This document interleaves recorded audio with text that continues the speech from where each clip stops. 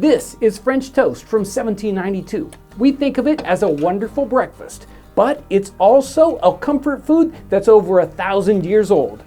Where did it come from? What was it like in the beginning? Let's explore the origins of this comfort food. I love the history of French toast because it goes back so far, more than 1,000 years.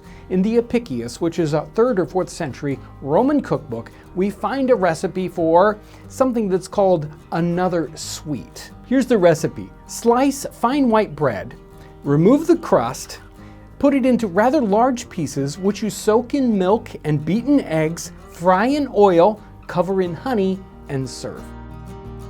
If we move forward in time, we get to the 15th century English cookbook manuscripts that we have. And here, this is really hard to read because the English in the 15th century was like nearly impossible. But it goes something like this. Take fair 30 yolks of eggs, separate them from the white, draw them through a strainer, take salt and cast upon this, take the fair bread, cut it round, and then take fair butter, I like fair things, take fair butter that is clarified or else fresh grease, put it into the pan, and so fry them up, but beware it clinging to the pan. When it is fried, lay them on a dish and sugar. So that's 15th century English recipe. Now when I think comfort food, I usually think inexpensive. But as we look into the 18th century and late 17th century, these recipes for French toast are in fairly high-class cookbooks. You'll never see it called French toast. Sometimes it's pain perdu, or sometimes it's cream toasts. Pain perdu means wasted bread. It's a great way of using up bread that isn't so good. You can make bread pudding, or you can make these pain perdus. We get a recipe in 1710 in Royal Cookery. This is a long and complicated recipe. It's strange that the recipe as we go through time seems to get more and more complicated. This recipe in Royal Cookery ends up being the one that's copied the most in cookbooks as we go through the 18th century. Hannah Glass copies it almost word for word. And it has this strange combination of soaking it in the milk first and then adding the eggs, which seems like a strange way of doing it. I mean, I don't think anybody does it that way today. The one I want to do today is a little more modern. John Farley in the London Art of Cookery, 1792. He gets a little more to the point. Pain perdu, French rolls that have been baked one day are best for this purpose. You want stale bread. Cut them in slices, have ready eggs, cream, sugar, and rose water beat up together as for a custard. Lay your bread in it to soak. Fry some butter, and then when it boils, take the slices gently out and put them into the pan. As soon as they are done, lay them between paper before the fire to drain. When it is all done, arrange them neatly in your dish as you would biscuits and put some sugar over them. I don't have any bread on hand, so we're gonna make a couple little loaves. We're gonna cut them up and let them go stale overnight. We've got the standard bread recipe here, which is flour, salt. We've got yeast, which in the form of a liquid barm, and then water. That's it. That's all we need for our bread.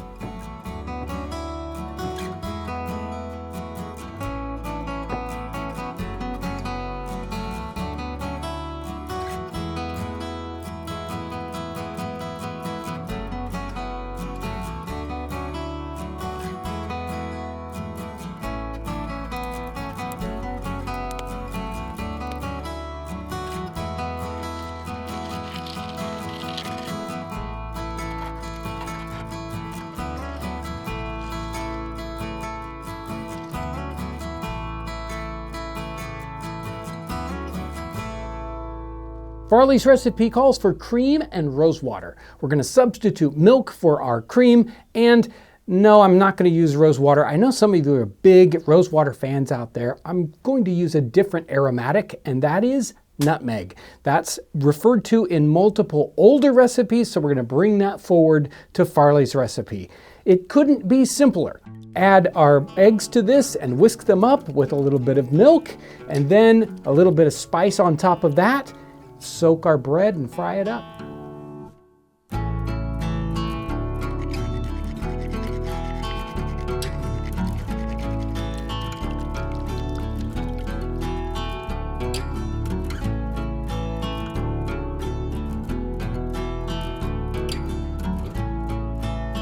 In the Complete Cook of 1662, we have a recipe that's called to make toasts. It says cut 2 penny loaves in round slices and dip them in half a pint of cream or cold water. Then lay them abroad in a dish and beat 3 eggs, grated nutmegs, and sugar.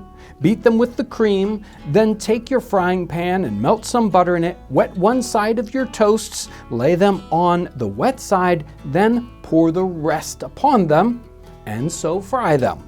Send them in with rose water, butter, and sugar. This is from a high-end cookbook, 1662. We can tell by some of the ingredients like the rose water and the sugar that this is meant for a high-class table. While our bread's soaking, we're gonna make a sauce. You could use maple syrup, but we wanna make an 18th century sauce. So we're making a sauce made of equal parts butter, sugar, and wine. We'll be using an 18th century wine similar to a sherry. Warm this gently over a fire until the parts incorporate. They won't perfectly incorporate, but that's all right. You stir it right before you pour it on.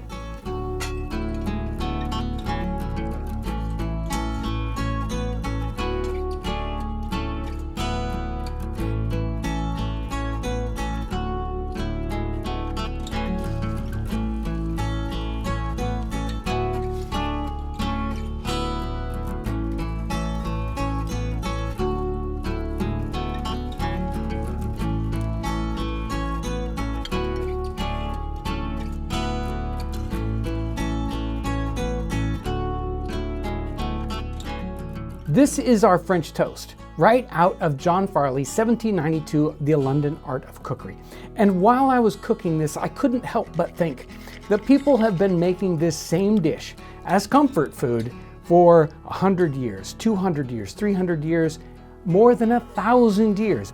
This is an amazing recipe, an amazing connection that we have with people in the past. The fact that it's in an early 18th century cookbook at all means it's a fancy food. Cookbooks were really only meant for rich people. This was meant for the well-to-do table, and the fact that it's made out of such simple ingredients and has been around so long means that it was most likely on poor people's table too. These slices are thick, so I'm expecting some great bread flavor in the middle, the egg flavor on the outside edges, and of course the pop of sweetness and a little bit of sharpness in the sauce that goes on the outside. A very, very typical 18th century sauce. Here we go, French toast from the 18th century.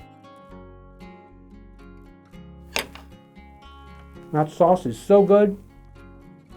It's got a wonderful texture. It's very thick, very filling. So good.